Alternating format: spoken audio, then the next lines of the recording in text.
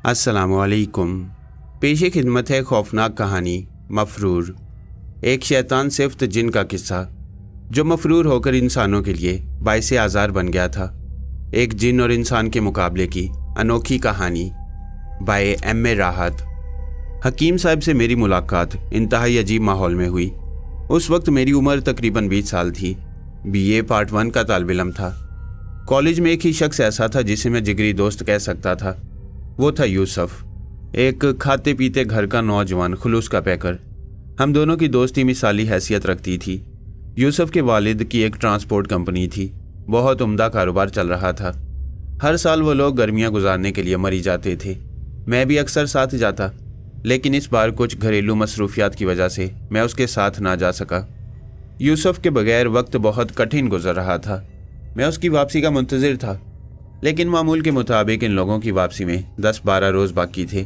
मैंने आगा जान मेरे वालिद मोहतरम से इजाज़त तलब की। चूँकि यहाँ मेरी मसरूफियात ख़त्म हो चुकी थी, इसलिए आगा जान ने मरी जाने की इजाज़त दे दी और मैं खुशी खुशी तैयारी करने लगा। लेकिन जिस दिन मैं रवाना होने वाला था, उस दिन मुझे यूसुफ का टेलीफोन मिला। यूसुफ ने घर ही पर से टेलीफोन किया था। वो लोग मरी से वापस आ गए थे। यूसुफ ने अफसरदा लहजे में बताया कि मैं फ़ौरन उसके पास पहुँच जाऊँ। उसके भाई की हालत बहुत ख़राब है। यूसुफ के छोटे भाई आसिफ से भी मैं बहुत मोहब्बत करता था। बड़ा हंसमुख और शरीर था। मुल्तान से अच्छा खासा गया था, इसलिए मुझे हैरत हुई कि इतनी जल्दी उसे क्या हो गया। बहरहाल मैं फ़ौरन यूसुफ की तरफ रवाना हो गया। घर का माहौल देखकर मुझे एहसास हुआ कि मामला वाकई संजीदा है। फिर यूसुफ से मेरी मुलाकात हुई तो उसने अपने भाई की हैरत अंगेज़ बीमारी बताई। उसने बताया कि 3-4 रोज़ कबल तक आसिफ बिल्कुल सेहतमंद था। मरी में उसकी हट के करीब चंद लोग और भी मुकीम थे। उन्हीं में आसिफ के 2 हमउम्र लड़के भी मिल गए और वो उन लोगों से अलहदा सैर व तफरी करने लगा। एक दिन शाम को वापस आया तो उसके चेहरे का रंग जर्द था। उसने वालदा को बताया कि वो आज बहुत थक गया है। खाना वगैरह खाकर वो सो गया और फिर उस वक्त रात के 2 बजे थे जब आसिफ दहशतनाक आवाज़ में चीख पड़ा। यूसुफ और उसके वालिदैन नज़दीक ही सो रहे थे। उसकी चीख पर सब जाग उठे। वो लोग यही समझे थे कि आसिफ ख्वाब में डर गया है। आसिफ का चेहरा खून की तरह सुर्ख हो रहा था। आंखों में वहशतनाक चमक थी, एक खौफनाक चमक। आसिफ की वालदा ने उसकी आंखों में देखा और सख्त दहशत ज़दा हुई। इसके बाद आसिफ ने आंखें बंद कर लीं और फिर वो सो गया। घर वालों को रात भर नींद न आई। वो इस अचानक और अजीब बीमारी से सख्त परेशान हो गए थे। इससे कबल आसिफ की कभी ये कैफियत नहीं हुई थी।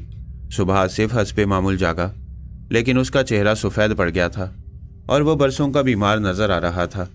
घर वालों ने उसकी इस कैफियत के बारे में पूछा, लेकिन उसने लाइल्मी ज़ाहिर की। फिर उसने बताया कि उसकी कमर में टीसें उठ रही हैं। यूसुफ के वालिद ने कमर के उस हिस्से को खोलकर देखा जहां टीसें उठ रही थीं और हैरान रह गए। उस जगह एक गोल निशान उभरा हुआ था। निशान के उभार किसी इबारत की शक्ल के थे, लेकिन वह इबारत किसी की समझ में नहीं आई। आसिफ से इस निशान के बारे में पूछा गया, लेकिन उसने लाइल्मी ज़ाहिर की।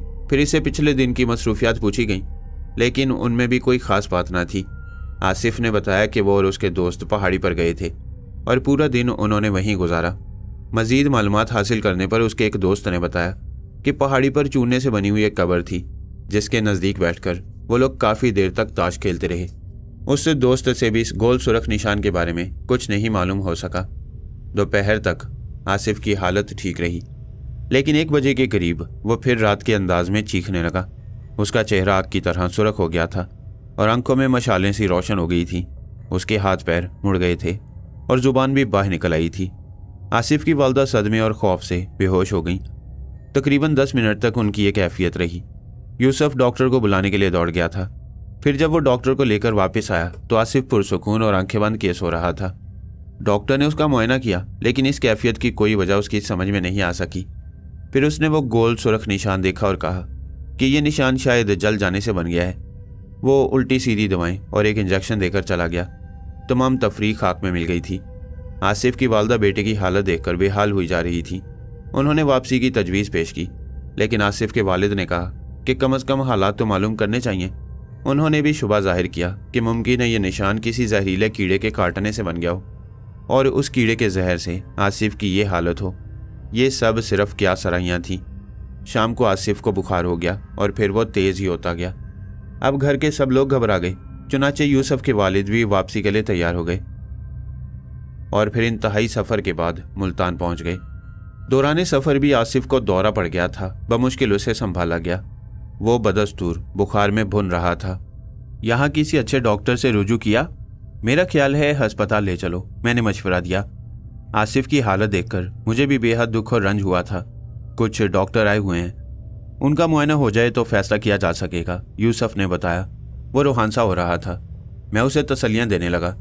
थोड़ी देर के बाद डॉक्टर वापस चले गए और मैं यूसुफ के साथ आसिफ के कमरे की तरफ चल दिया। आसिफ की वालदा उसके सरहाने कुर्सी पर बैठी हुई थी।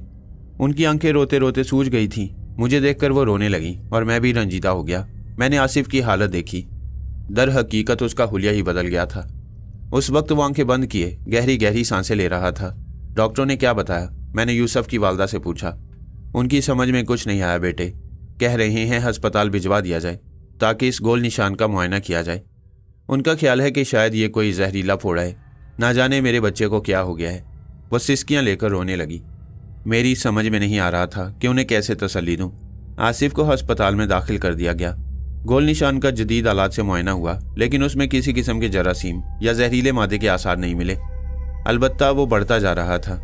आसिफ के बुखार में कमी हो गई थी, लेकिन उसकी ज़हनी हालत दुरुस्त नहीं रही थी। अब वो बहकी बहकी गुफ्तगू करने लगा था। यूसुफ के वालिदैन की हालत नाकाबिले बयान थी। मैं उन लोगों की इस हालत पर बहुत कुढ़ता, लेकिन मैं भी बेबस था, सिवाय इसके कि हर वक्त उनके साथ रहता और उन्हें तसल्ली देता। आसिफ की कमर का निशान अब एक फोड़ा बन गया था। इसका हुजम बढ़ता ही जा रहा था। डॉक्टर वगैरह भी परेशान थे और फिर उन्होंने फोड़े के ऑपरेशन का फैसला किया और एक सुबह उसका ऑपरेशन कर लिया गया। लेकिन सब शशदर रह गए थे क्योंकि फोड़े से किसी किस्म का मवाद नहीं निकला था। वो बिल्कुल खाली था। डॉक्टरों ने जख्म को बिजली से जलाया। कई दिन तक आसिफ की हालत नाजुक रही और जिल्द पर फोड़ा फिर से फलने फूलने लगा। 3-4 दिन में फोड़ा फिर उसी तरह हो गया। गर्ज 3 बार फोड़े का ऑपरेशन किया गया, लेकिन कोई नतीजा नहीं निकला। वो फिर इसी तरह फूल जाता। यूसुफ के वालिदैन ने आसिफ को कराची लाने का फैसला किया और कराची आने की तैयारी होने लगी। मैंने भी आगा जान से उसके साथ जाने की इजाज़त ले ली और फिर हम लोग साथ ही कराची आए। कराची के माहिर सर्जनों ने फोड़े का मुआयना किया, लेकिन बेनतीजा। यहाँ भी इसके 2 ऑपरेशन हुए और इसका नतीजा पहले से मुख्तलिफ नहीं था। आसिफ अब मुकम्मल दीवाना हो गया था। उसे अपनी तकलीफ का भी एहसास नहीं था। वो हर वक्त उल्टी सीधी गुफ्तगू करता रहता, कभी हंसता कभी रोने लगता। फिर कुदरत की निगाहें करम हुई। आसिफ की वालदा की दुआएं कबूल हो गई थीं। उस रोज़ हस्पताल से आसिफ को ले जाने का फैसला किया गया था। ख्याल था कि दूसरे दिन हस्पताल से रुखसत ले ली जाए।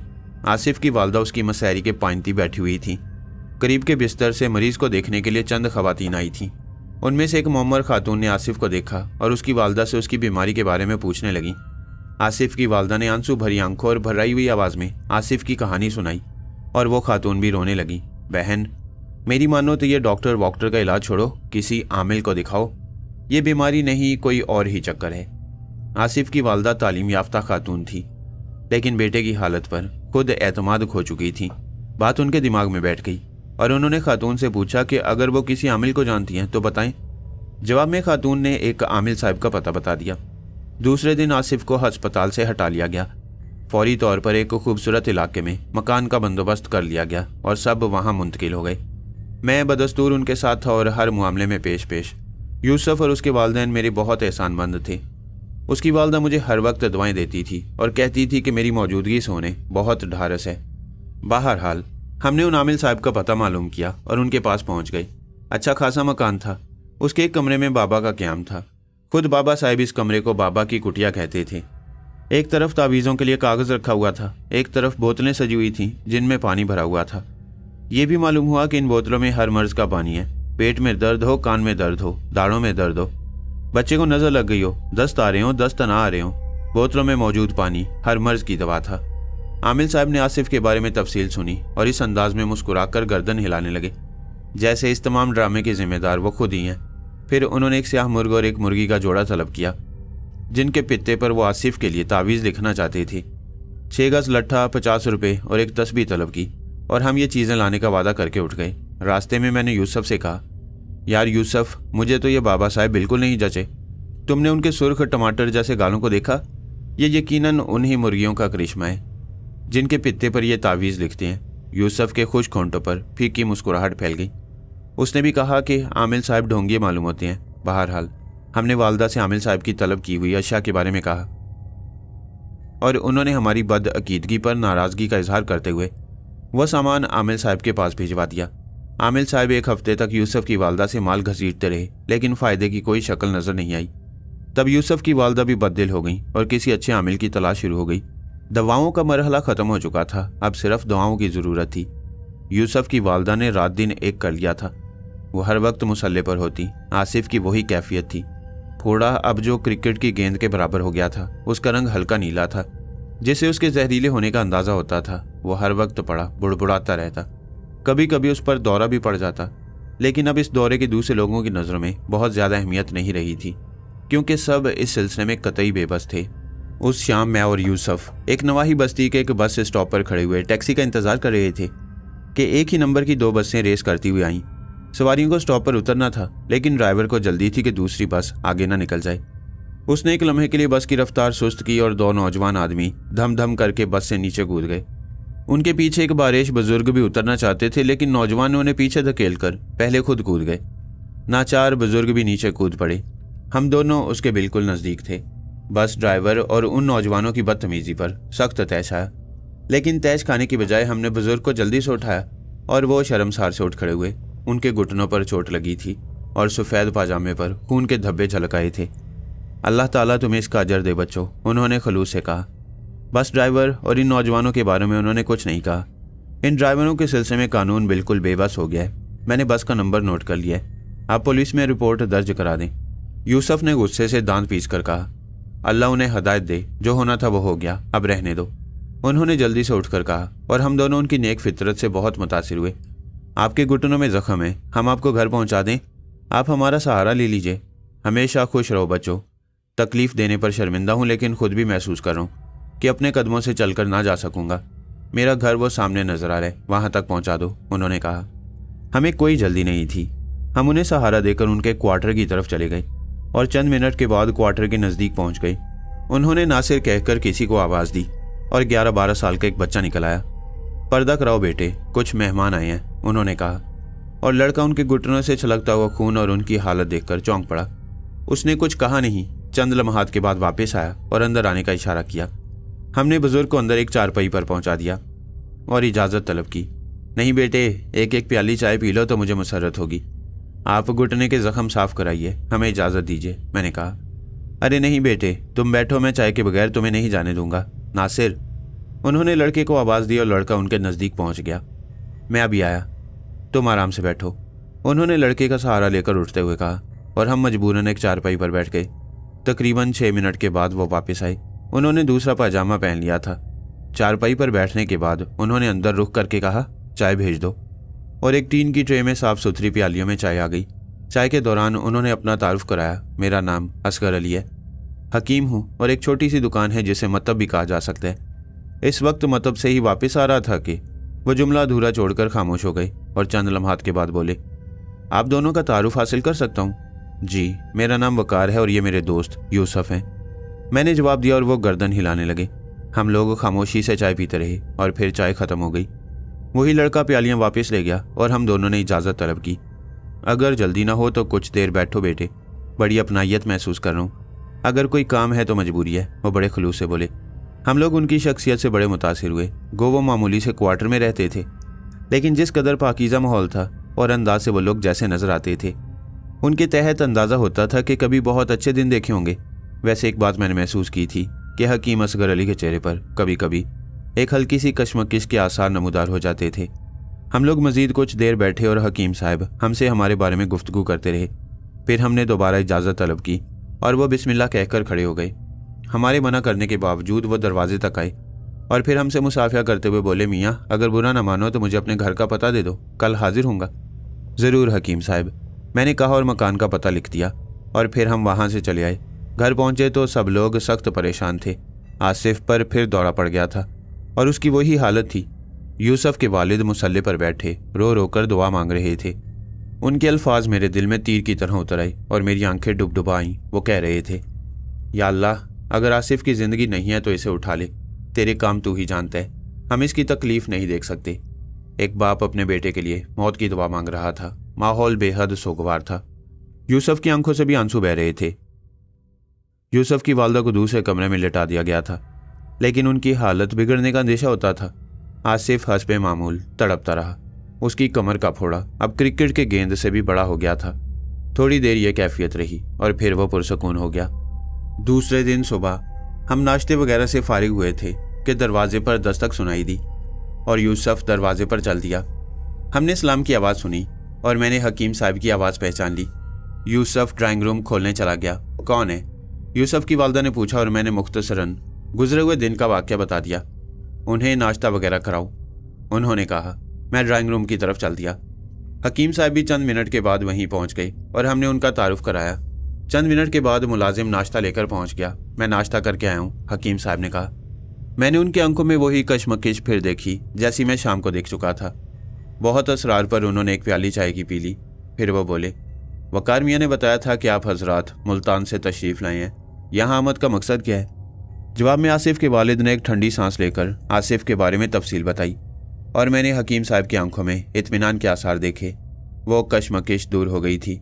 वो सुकून से तफसील सुनते रहे। फिर बोले, अल्लाह ताला उसे शिफा अता फरमाए। क्या मैं उसे देख सकता हूँ? ज़रूर, मैं पर्दा कराए देता हूँ। यूसुफ के वालिद बोले और उठकर अंदर चले गए और फिर उन्होंने हमें आवाज़ दी और हम हकीम साहब के साथ अंदर पहुँच गए।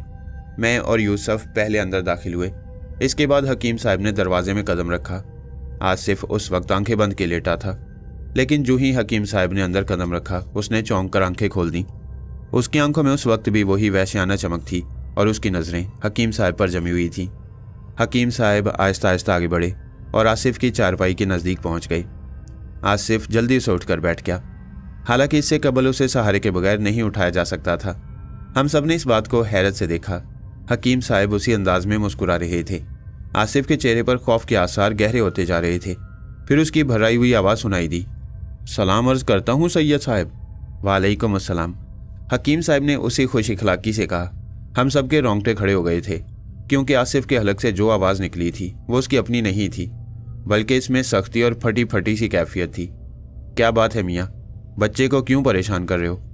हकीम साहब बोले, ये मेरा ज़ाती मामला है सैयद साहब, बराहे करम इसमें दखल ना दें। आसिफ ने उसी आवाज़ में कहा। बुरी बात है मियाँ, बफज़ले ताला मुसलमान हो। एक मुसलमान को दूसरे मुसलमान को परेशान नहीं करना चाहिए। क्या तुम्हें इन लोगों की हालत पर रहम नहीं आता? मैं कह चुका हूँ सैयद साहब, ये मेरा ज़ाती मामला है, आप इसमें दखल ना दें। मैं तुम्हें जुल्म से रोक रहा हूँ। हर मुसलमान के मसाइल दूसरे के लिए अपने मसाइल होते हैं, मुझे सख्ती पर मजबूर ना करो। हकीम साहब हलीम लहजे में बोले, अगर आपने मेरे खिलाफ कुछ किया तो मैं इसकी जान ले लूँगा। आसिफ ने कहा, तुम जानते हो ज़िंदगी और मौत रब्बे हकीकी की पाबंद है। तुम्हारी अल्फाज शरीयत से इनहराफ के मुतरादिफ हैं, चुनाचे तुम्हारे लिए सज़ा लाजमी हो गई है। हकीम साहब के होंठों से मुस्कुराहट गायब हो गई और एक अजीब सा जलाल टपकने लगा। हम सब लोग बुत बने गुफ्तगू सुन रहे थे। आसिफ जब से बीमार हुआ था उस वक्त से अब तक उसने इतनी साफ गुफ्तगू नहीं की थी, और ये गुफ्तगू उसकी अपनी नहीं थी, कोई और उसकी ज़ुबान से बोल रहा था। मुझसे बिगाड़ कर आप नुकसान में रहेंगे सैयद साहब, सोच लें। आसिफ ने कहा, एक कटोरे में पानी और साफ़ बोतल ले आओ। मैं फ़ौरन बाहर की तरफ दौड़ा और चंद लम्हात में हकीम साहब की मतलूबा चीज़ें लाकर उनके सामने रख दी। हकीम साहब ने कटोरे से थोड़ा सा पानी लेकर कुल्ली की, फिर एक तरफ बैठकर कुछ पढ़ने लगे। आसिफ के चेहरे का रंग मुतगय्यर होता जा रहा था और फिर उस पर वही दौरे वाली कैफियत तारी हो गई, लेकिन हकीम साहब उसी तरह पुरसुकून अंदाज में पढ़ रहे थे। आसिफ पलंग से नीचे गिर पड़ा और यूसुफ के वालिद उसे उठाने के लिए लपके, लेकिन हकीम साहब ने हाथ के इशारे से उन्हें मना कर दिया। यूसुफ के वालिद मुस्तरिब अंदाज में रुक गए। चंद मिनट के बाद हकीम साहब ने पानी दम किया और आसिफ की तरफ देखकर मुस्कुराने लगे। उठकर बैठ जाओ मियाँ। और आसिफ उठकर बैठ गया। वो खूंखार नज़रों से हकीम साहब की तरफ देख रहा था। अब बताओ क्या चाहते हो? आसिफ कुछ ना बोला। उसके होंठ कुछ पढ़ने के अंदाज में चल रहे थे। हकीम साहब हंसने लगे। फिर उन्होंने हम लोगों की तरफ रुक करके कहा, आप लोग या तो कमरे से बाहर चले जाएं या फिर इस हिसार से बाहर ना निकलें। उन्होंने उंगली से फर्श पर एक दायरा बना दिया और हम लोग उस दायरे में खड़े हो गए। बाहर जाने को दिल नहीं चाह रहा था। फिर आसिफ खड़ा हो गया और उसने ज़मीन की तरफ रुख करके फूंक मारी। हम लोगों ने खौफ और दहशत से देखा, जिस जगह फूंक मारी गई थी वहाँ स्याह रंग का एक सांप कुंडली मारे बैठा था। सांप ने फुंकार मारी, उसकी नज़रें हकीम साहब पर जमी हुई थीं। फिर उसने दूसरी बार फुंकार मारी और हकीम साहब की तरफ लपका। हम लोगों की चीख निकलते निकलते रह गई थी। हकीम साहब ने मुट्ठी बंद करके सांप के सामने कर दी और सांप ने उनके हाथ पर काट लिया। حکیم صاحب نے دوسرا ہاتھ بھی سامنے کر دیا اور سانپ نے اس پر بھی کاٹ لیا۔ ہمارے دم خشک ہو گئے، لیکن حکیم صاحب اسی طرح مسکرا رہے تھے۔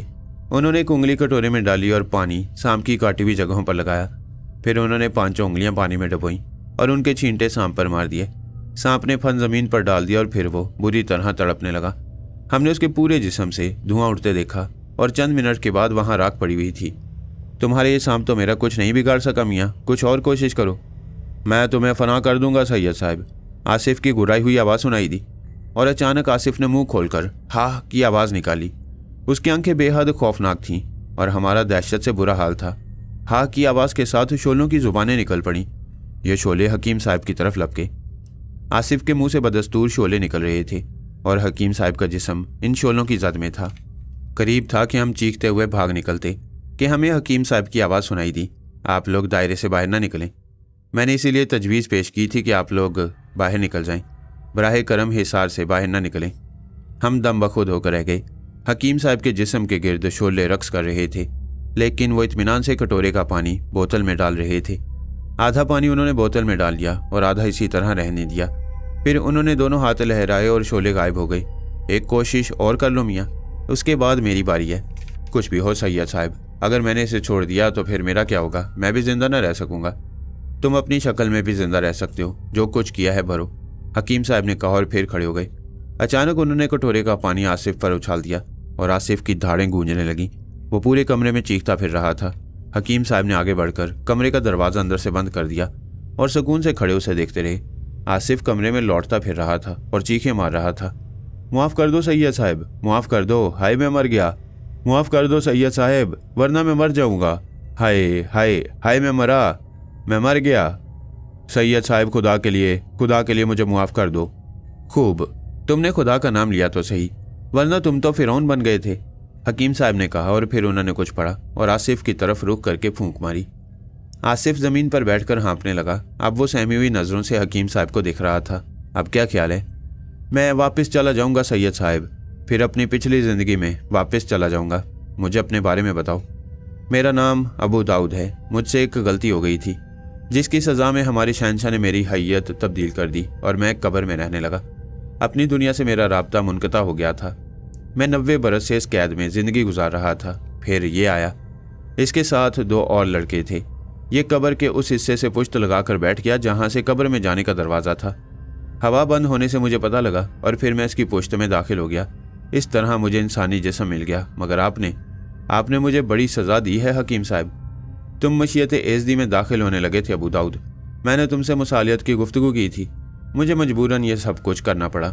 خیر، اب تم اس بوتل میں آ جاؤ، میں تمہیں واپس مری بھجوا دوں گا۔ آصف خاموشی سے اوندھا لیٹ گیا۔ حکیم صاحب نے اس کی قمیض پیچھے سے ہٹا کر پھوڑا کھول لیا اور پھر ہم نے دنیا کا سب سے حیرت انگیز منظر دیکھا۔ آصف کا پھوڑا درمیان سے کھل گیا اور اس کے درمیان سے کوئی چیز نکلی۔ لمبی لمبی پتلی ٹانگیں نظر آئیں اور پھر وہ چیز رینگتی ہوئی آصف کی کمر میں آ گئی۔ ہم نے خوفزدہ نظروں اور دھڑکتے دل سے دیکھا۔ وہ سرخ رنگ کا ایک بچھو تھا، انتہائی خوفناک بچھو جس کا منہ سیاہ تھا۔ وہ آہستہ آہستہ رینگتا ہوا بوتل کی طرف بڑھ گیا، پھر وہ بوتل کے اوپر چڑھنے لگا اور اس بوتل کے منہ میں داخل ہو گیا۔ بوتل میں داخل ہونے کے بعد حکیم صاحب نے اس کی ڈاٹ بند کر دی اور ہم لوگوں کی طرف دیکھ کر مسکراتے ہوئے بولے، بچے کو مسیری پر لٹا دیں۔ یوسف کے والد بے تحاشا دوڑے اور حکیم صاحب کے قدموں میں گر پڑے۔ ان کی آنکھوں سے مسرت کے آنسو بہ رہے تھے۔ میں نے اور یوسف نے آصف کو اٹھا کر مسیری پر لٹا دیا۔ وہ گہرے گہرے سانس لے رہا تھا۔ حکیم صاحب نے جلدی سے یوسف کے والد کو اٹھایا اور لرزتے ہوئے بولے، کیا کر رہے ہیں آپ؟ کیوں مجھ گناہ گار کو اور گناہ گار کر رہے ہیں؟ میں نے صرف اپنا فرض انجام دیا تھا۔ مجھے اوپر سے حکم ملا تھا کہ ابو داؤد کو ایک مسلمان کو پریشان کرنے سے روکو۔ میں بے چین تھا۔ بہرحال اللہ تعالیٰ کا شکر ہے کہ اس نے مجھے کامران کیا۔ بس اب مجھے اجازت دیجیے۔ ابھی نہیں، مجھے کچھ خدمت کا موقع دیجیے، یوسف کے والد نے کہا۔ براہ کرم جس خدمت کا تصور آپ کے ذہن میں ہے اسے نکال دیجیے، اللہ کا دیا سب کچھ ہے، بس دعائے خیر کی ضرورت ہے، حکیم صاحب نے کہا۔ اور یوسف کے والد صاحب ششدر رہ گئے۔ حکیم صاحب نے بوتل اٹھائی اور میری طرف رخ کر کے بولے، وقار میاں اجازت چاہیے۔ میں انہیں چھوڑنے باہر تک گیا۔ میں دل سے حکیم صاحب کا معتقد ہو گیا تھا۔ میں نے ان سے درخواست کی کہ میں شام کو ان سے ملاقات کرنا چاہتا ہوں۔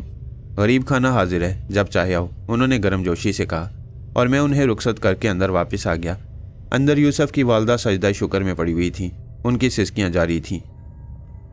यूसुफ ने बताया कि आसिफ ने उसे भाईजान कहकर मुखातिब किया और पानी मांगा। हम सब की खुशियों की इंतहा नहीं थी। यूसुफ के साहिब बार बार हकीम साहब के बारे में पूछ रहे थे। वो कह रहे थे कि अल्लाह के हुजूर उनकी दुआ कबूल हुई और हकीम साहब यकीनन फरिश्ते थे। मैंने हकीम साहब की आंखों की कशमकश का तज़किरा करते हुए कहा कि ज़ाहिर इन बुजुर्ग सिफ्त इंसान से हमारी परेशानी कहाँ छुपी होगी। उन्होंने साफ तौर पर नहीं कहा, अलबत्ता वो हर कीमत पर यहाँ आना चाहते थे। शाम तक आसिफ की पुश्त पर फोड़े का निशान हैरत अंगेज तौर पर गायब हो गया और वो बाकायदा गुफ्तगू करने लगा। जिस मुसीबत में हम सब अरसे से गिरफ्तार थे वो चंद घंटों में ही दूर हो गई। बहरहाल उस शाम हम फूल और मिठाई लेकर हकीम साहब के मकान पर पहुंच गए। इतला मिलते ही हकीम साहब ने हमें अंदर बुला लिया। यूसुफ के वालिद साहब भी साथ थे। उन्होंने हकीम साहब के हाथ चूमना चाहे तो हकीम साहब ने जल्दी से हाथ पीछे हटा लिया। मैं भी आपकी तरह एक गुनाहगार इंसान हूँ, ये मुनासिब नहीं है और ये फूल वगैरह भी कबूल नहीं करूँगा। अलबत्ता अगर आप हुक्म दें तो मिठाई पर न्याज कर दूँ, बाहर बच्चों में तकसीम कर दें। हम लोग बड़ा खुशगवार तासुर लिए वापस आए। आसिफ को अब कोई बीमारी नहीं थी, सिर्फ कमज़ोरी थी। लेकिन फैसला किया गया कि अभी कुछ वक्त कराची में ही गुजारा जाए जब तक आसिफ बिल्कुल तंदुरुस्त ना हो जाए। उदासियाँ छट गई थीं, सब लोग खुशो खुरम थे। हम लोग कराची की खूब सैर करते।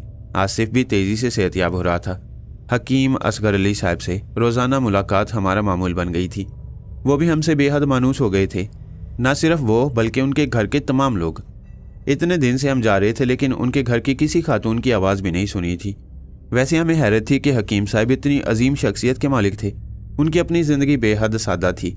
बच्चे तक पैबंद लगे कपड़े पहनते थे। हिकमत से मुनासिब आमदनी थी। ये बात नहीं थी कि हिकमत चल न रही थी, मरीजों का तांता लगा रहता था। लेकिन हकीम साहब इतने मामूली पैसे लेते थे कि हैरत होती थी। रोज़ाना आधे से ज़्यादा मरीजों को बगैर पैसों के दवा दे दी जाती थी। एक दिन बड़े खुशगवार मूड में थे। मैं उनसे ख़ास तौर पर बहुत बेतकल्लुफ़ हो गया था। उन्हें खुशो खुरम देखकर मैं कह बैठा, हकीम साहब आप इस कदर अजीम कुव्वतों के मालिक होते हुए भी अपने लिए कुछ नहीं करते।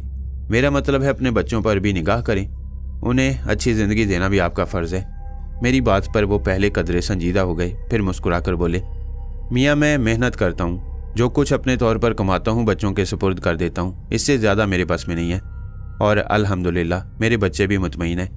रहा उन अजीम कुव्वतों का मामला जिनका तुमने जिक्र किया है, तो मैं इन कुव्वतों का मालिक नहीं हूँ। मैं तो माबूद हकीकी का एक गुनाहगार बंदा हूँ। उसने जो खिदमत मेरे सुपुर्द की है उसकी हिफाजत की कोशिश करता हूँ और उसमें से उसके हुक्म के मुताबिक ही खर्च करता हूँ। क्या मैं अमानत में ख़यानत करूँ?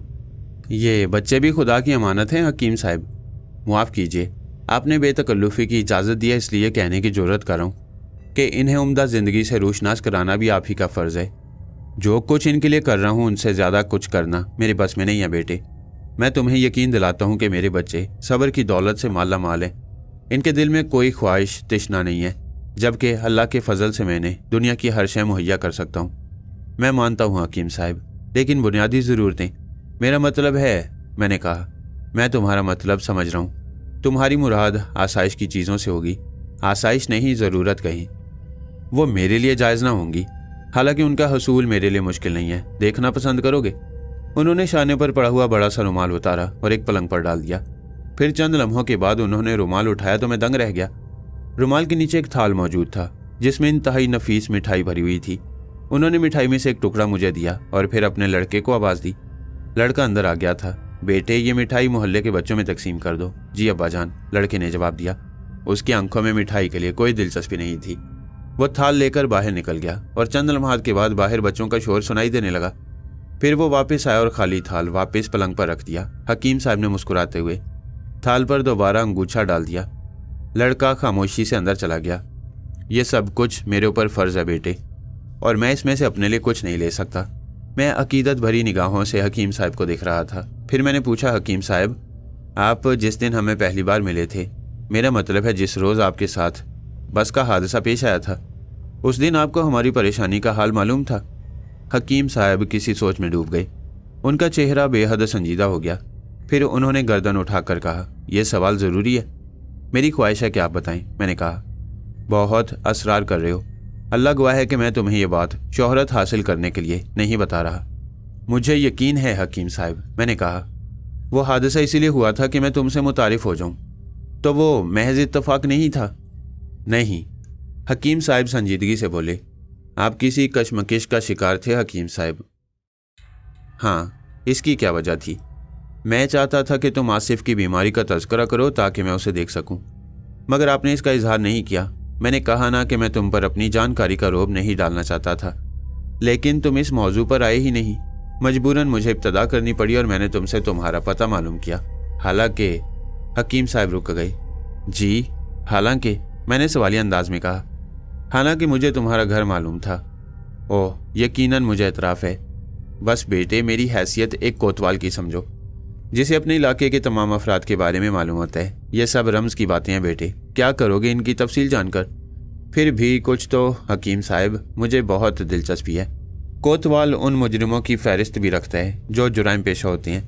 میری فہرست کا ایک مجرم غائب تھا، میں نے ان کی تلاش کی تو پتہ چلا کہ وہ تم لوگوں کو پریشان کر رہے۔ بہت خوب، پھر؟ میں نے دلچسپی سے کہا۔ بس مجھے اس کی گرفتاری کا بندوبست کرنا پڑا۔ میں حکیم صاحب سے متاثر تو تھا ہی، ان الفاظ نے مجھے مبہوت کر دیا۔ حکیم صاحب ایک خالص دنیاوی انسان تھے، لیکن انہیں زبردست روحانی قوتیں حاصل تھیں۔ اگر وہ تارک الدنیا ہوتے تو شاید اتنی حیرت کی بات نہ ہوتی۔ حکیم صاحب چند لمحات خاموش رہے، پھر مسکرا کر بولے، چائے پیو گے؟ تکلف نہیں ہے، میں نے کہا۔ ہاں تکلف نہیں ہے۔ ناصر میاں، ارے بھائی، یہ وقار میاں آئے ہوئے ہیں، چائے نہ پلواؤ گے؟ چند لمحے خاموشی رہی، پھر حکیم صاحب کا لڑکا گردن لٹکائے اندر آ گیا۔ وہ، ابا جی آج چائے کی پتی ختم ہو گئی ہے۔ اچھا تو پتی لے آؤ بھاگ کر، انہوں نے کہا اور پھر ایک دم ہنس پڑے۔ معاف کرنا میاں، جاؤ پنساری سے کہنا قرض دے دے، ایک آدھ دن میں واپس کر دیں گے۔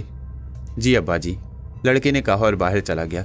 بھائی تم سے کیا چھپانا، وہ آج کوئی مریض نہیں آیا دکان پر، خداوند تعالیٰ سب کو صحت عطا فرمائے۔ میرا دل لرز گیا، اتنا عظیم انسان اور یہ قسم پرسی۔ میں نے دبی زبان سے کہا، حکیم صاحب میں بھی تو آپ کا اپنا ہوں، مجھ سے غیریت کا برتاؤ کیوں کرتے ہیں؟ کیا میں…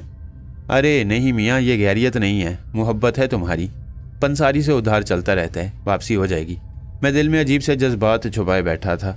حکیم صاحب اگر چاہتے تو ان کے سامنے زر جواہر کے ڈھیر لگ جاتے، لیکن ان کا دل دنیاوی تما سے پاک تھا اور وہ نیک جذبوں کی دولت سے مالا مال تھے۔ تھوڑی دیر کے بعد چائے آ گئی اور حکیم صاحب نے بڑے محبت بھرے انداز میں مجھے چائے پیش کی۔ چائے پینے کے بعد میں نے حکیم صاحب سے کہا، حکیم صاحب میری خواہش ہے کہ میں اپنی اور آپ کی ملاقات کی تفصیل شائع کروں، کیا آپ مجھے اس کی اجازت دیں گے؟ ارے نہیں میاں، اس کی کیا ضرورت ہے، بس یہ میری آرزو ہے۔ میں شہرت کا طلبگار نہیں ہوں، بس خاموشی سے سر جھکائے اپنے کاموں میں مصروف رہنا چاہتا ہوں۔